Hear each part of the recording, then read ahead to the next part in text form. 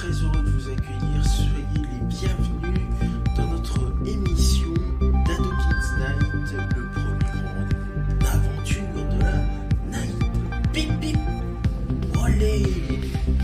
Très heureux de vous accueillir. Nous poursuivons notre émission et nous allons bientôt la clôturer. Dans un instant, voici votre 22h30 aventurier, votre nouveau rendez-vous d'aventure qui va vous proposer un programme incroyable. Restez avec nous, nous allons parler d'un célébrissime aventurier. Alors ne bougez pas, vous êtes bien sur Ado Kids TV, le meilleur de la jeunesse télévisuelle, disponible sur vos tablettes, vos smartphones et vos écrans d'ordinateur, et vous regardez avec intérêt le 21h minuit, nouvelle génération Ado Kids Night, le premier rendez-vous d'aventure de la night. Bip bip, olé. Nous sommes ensemble jusqu'à 23h pour ce programme et vous êtes les bienvenus. C'est parti, en route, il est 22h30.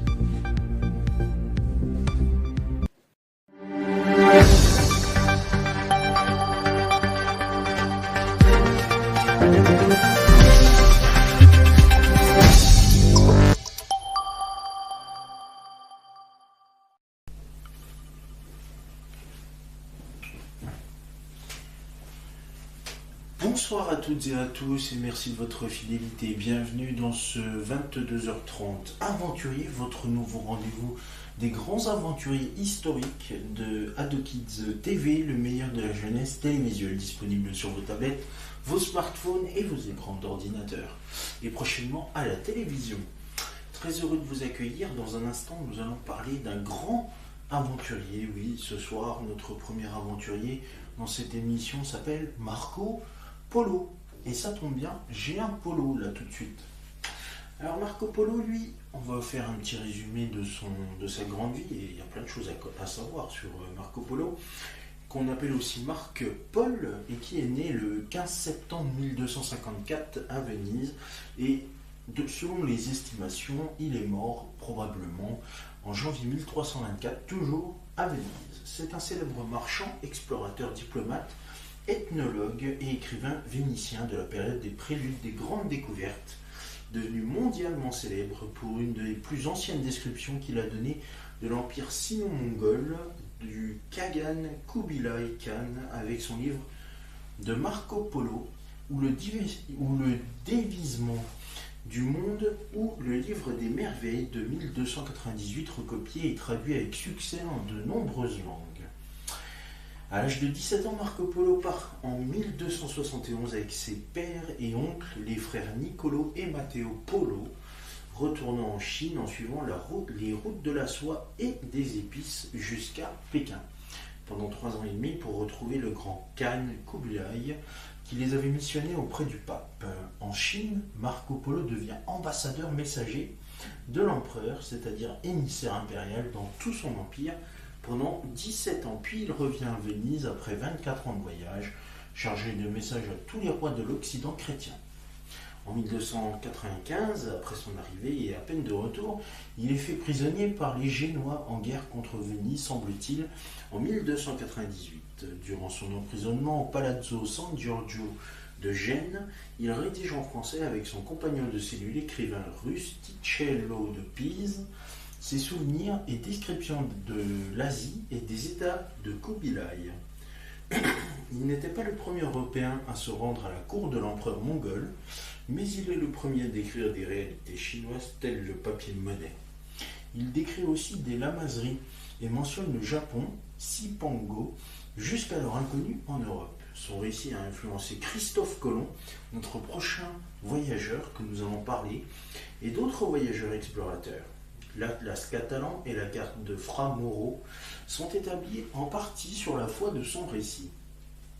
Marié, père de 3 filles, il meurt en 1324 à l'âge de 69 ans et repose dans l'église San Lorenzo de Venise. Alors parlons un petit peu de sa biographie de Marco Polo. Donc comme je vous l'ai dit, il est né le 15 septembre 1254, probablement à Venise, dans une famille patricienne de la République de Venise, la famille Polo. Il n'est pas élevé par son père Niccolo Polo, négociant vénitien spécialisé dans le grand commerce oriental et très souvent absent, mais par son grand-père, Andrea Polo, lui aussi grand commerçant selon le modèle typique du capitalisme familial. Son père et son oncle Niccolo et Matteo Polo partent en effet en 1260 pour le quartier vénitien de Constantinople, que l'on appelait autrefois, donc comme ceci, Byzance encore, qui aujourd'hui s'appelle Istanbul, où il possède plusieurs comptoirs vénitiens.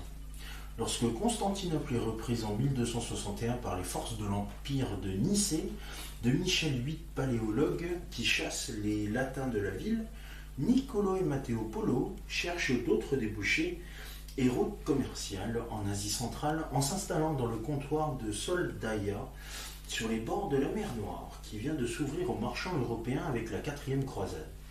Marco Polo a 15 ans, lorsque son père et son oncle reviennent en 1269 d'un long voyage en Asie centrale où ils ont rencontré en Chine le premier empereur mongol de la dynastie Yuan, Kubilai Khan, petit-fils de Gengis Khan, fondateur de l'empire mongol, le plus vaste empire continu de tous les temps, qui leur propose le monopole de toutes les transactions commerciales entre la Chine et la chrétienté et demande en échange l'envoi d'une centaine de savants et artistes pouvant illustrer l'Occident chrétien. Ils sont porteurs d'un message de sympathie et de paix. Et de cette demande pour le pape, qui voit dans ses tribus, appelées alors Tartares en Europe, depuis 1250, un possible allié dans la lutte des croisades contre l'expansion de l'islam. Pendant 2 années, les 2 frères Niccolo et Matteo Polo vont attendre l'élection d'un nouveau souverain pontife. Tiens, qui s'y lui arrive, lui? Donc j'en étais à ici, je ne sais pas ce qui lui est arrivé. Voilà, Grégoire X, le conclave s'éternisant depuis la mort de Clément IV en 1268.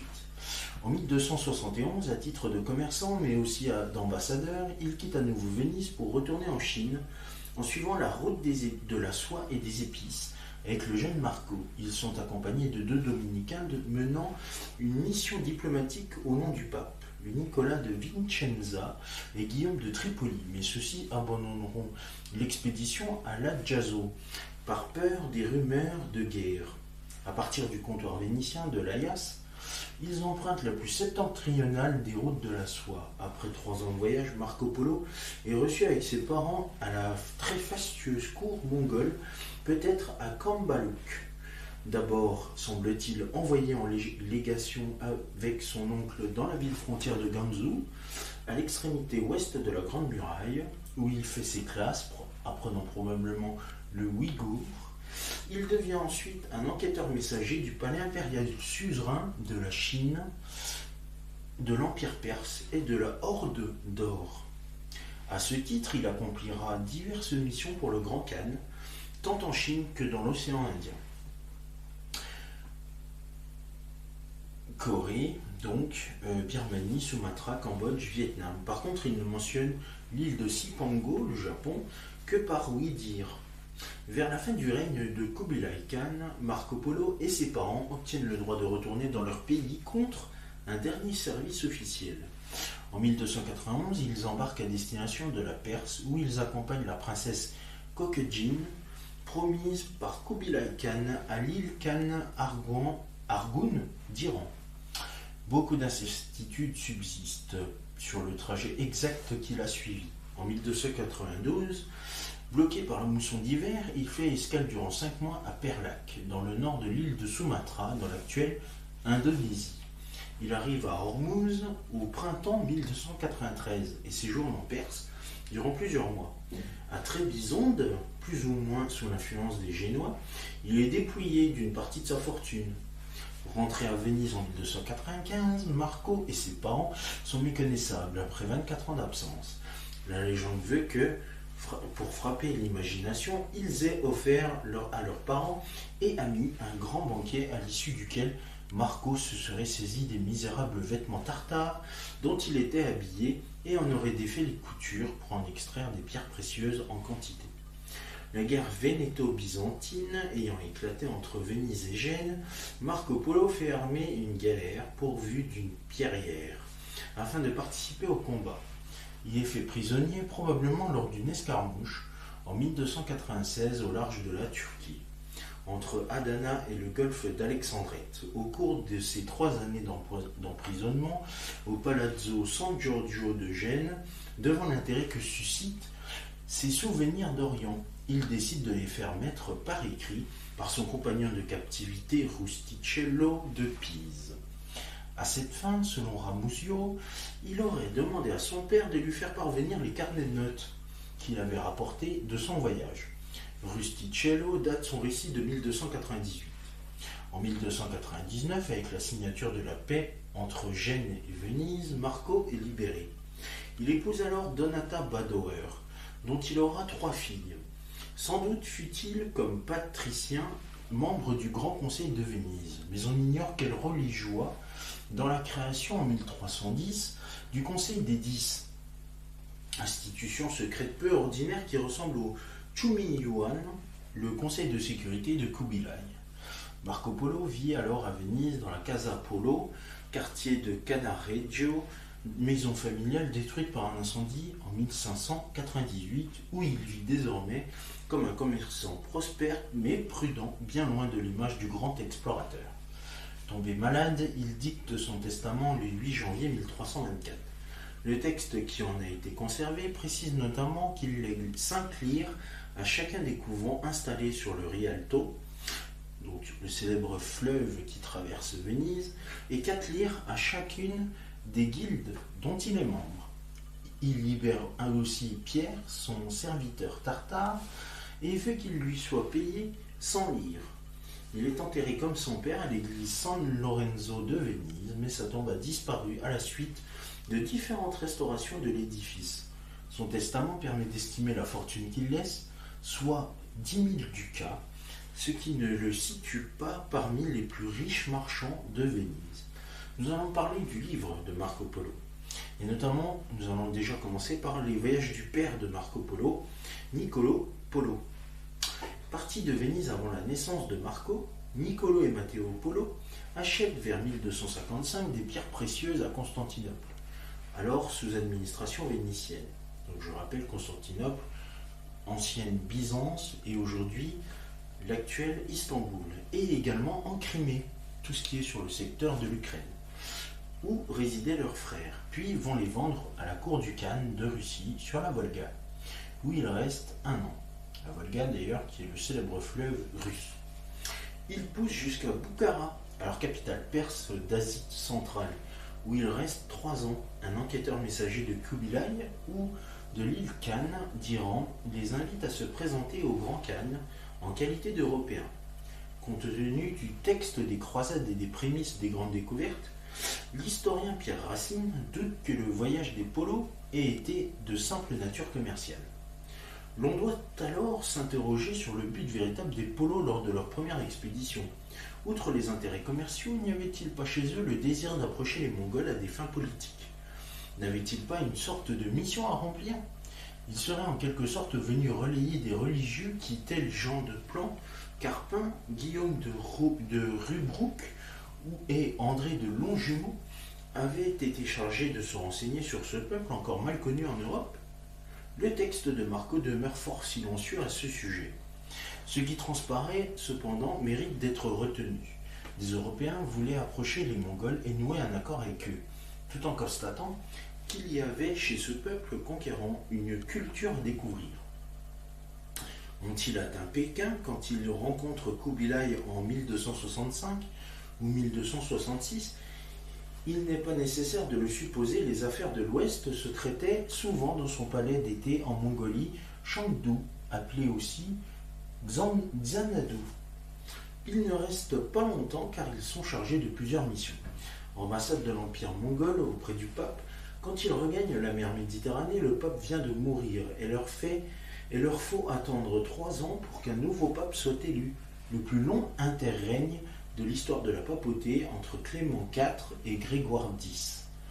Lorsqu'ils repartent vers l'Asie avec Marco, à défaut des 100 savants chrétiens que demandait Kubilai, ils emportent de l'huile sainte de Jérusalem qui tenait lieu de relique du Christ.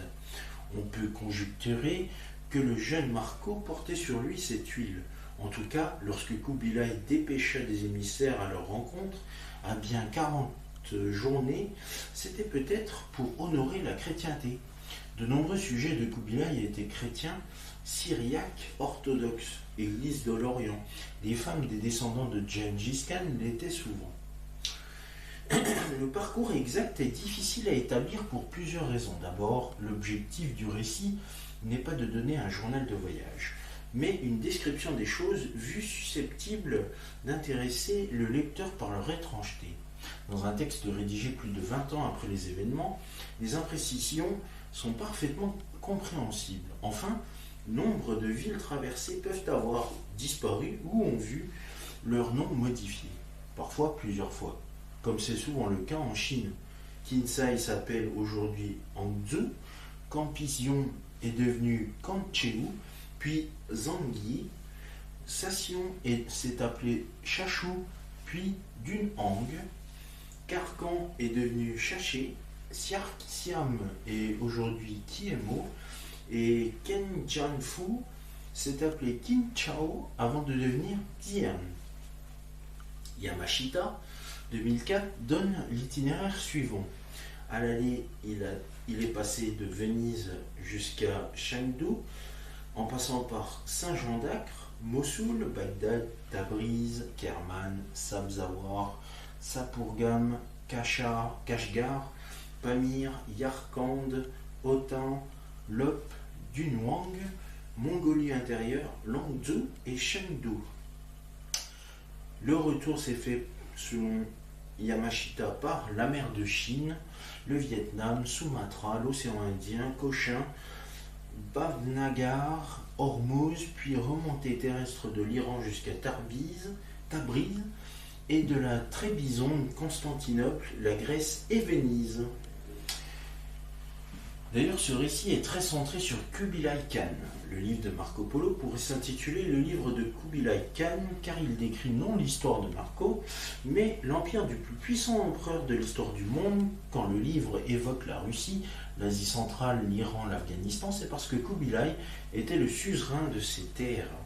Quand il parle du Japon, qu'il dénomme Cipango, du Vietnam, de la Birmanie, c'est parce que Kubilai Khan y envoyait des armées. Quand il présente le Sri Lanka, l'Inde du Sud et jusqu'à Madagascar, c'est que Kubilai Khan y dépêchait des émissaires pour obtenir leur soumission. Quand il décrit les côtes de l'océan Indien, de l'Inde, de l'Arabie et de l'Afrique, c'est que les marchandises de la Chine y parvenaient. Kubilai Khan est le sujet, le centre et l'unité du livre. Tout ce que Marco Polo relate n'a de sens que par lui. Aussi est-il naturel que certains manuscrits aient donné pour ce titre à cet ouvrage le livre du Grand Khan. Ce livre est aussi un condensé des histoires que Marco lui racontait, car il avait su le séduire par ses talents d'observateur et de narrateur. Certains historiens ont voulu y voir une encyclopédie, une géographie, d'autres une chronique du Grand Khan, un miroir des princes, un livre de marchand, mais il correspond plus exactement à un reportage. Quelles étaient les fonctions de Marco Polo en Chine ? Envoyé de l'empereur, ses déplacements étaient des missions, avec un signe du palais central et souvent escorte militaire. Au service de Kubilai, Marco Polo ne dépendait pas du gouvernement ni de l'administration chinoise, mais directement du palais de l'empereur, le suzerain mongol, le Khagan. Il n'était pas fonctionnaire, mais homme de l'empereur. Les déplacements effectifs de Marco Polo entre 1272 et 1295 semblent les suivants. Première mission à Ganzhou, actuel Zhangyi, à l'ouest, bien un an, le Khan met à l'épreuve les dons d'observation de Marco et l'envoie comme messager à certaines importantes affaires de roi dans une terre très lointaine, dans une cité nommée Karedjian, où il peine à y aller en 6 mois. Il est très attentif aux nouveautés, sans doute parce qu'il devra faire un rapport circonstancié au Grand Khan, et c'est ce rapport qui lui valut ensuite d'être appelé Messire Marco Polo à la cour. La deuxième mission, en compagnie de son oncle, il séjourne durant 1 an à Kamptio, ou Kamtion, ou Ganzhou, l'actuel Zhangye, ville frontière à l'extrémité ouest de la Grande Muraille de Chine. Troisième mission, à Yangzhou, actuel Yangzhou, où il séjourna 3 ans, probablement en 1277. Dans cette ville récemment conquise par les Mongols, Marco remplace le baron-gouverneur de la ville. 4e mission, contrôle financier au port de Kinsei, actuel Hangzhou, pour vérifier si les trésoriers ne trompaient pas l'empereur. 5e mission, en Inde, mais Marco ne donne aucun détail sur le contenu de la mission.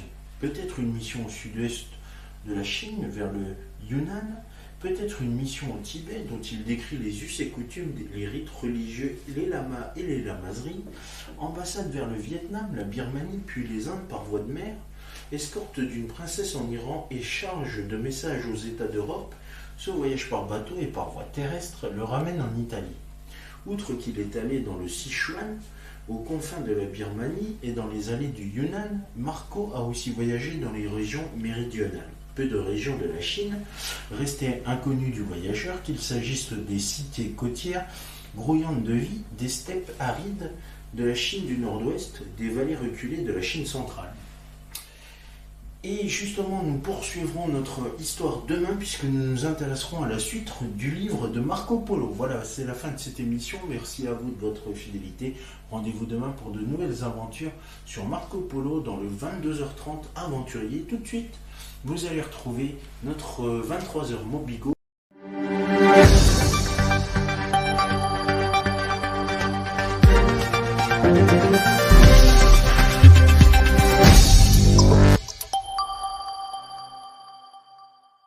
Mes petits poussins, mes petits poulets, vous pouvez voir s'afficher sur votre écran les réseaux sociaux, mais aussi le compte YouTube d'AdoKids TV. Commentez, likez sur Facebook et Instagram et abonnez-vous à la chaîne YouTube d'AdoKids TV. Et c'est la fin de notre 21h30 Géo, de notre 22h30 Aventurier. Merci à vous de votre fidélité et de nous avoir suivis. Prochain rendez-vous demain pour de nouvelles aventures. La suite de vos programmes avec le 23h Mobigo vous attend pour la découverte d'un réseau de transport en commun dans une ville. Je vous souhaite une excellente soirée sur AdoKids TV. Merci.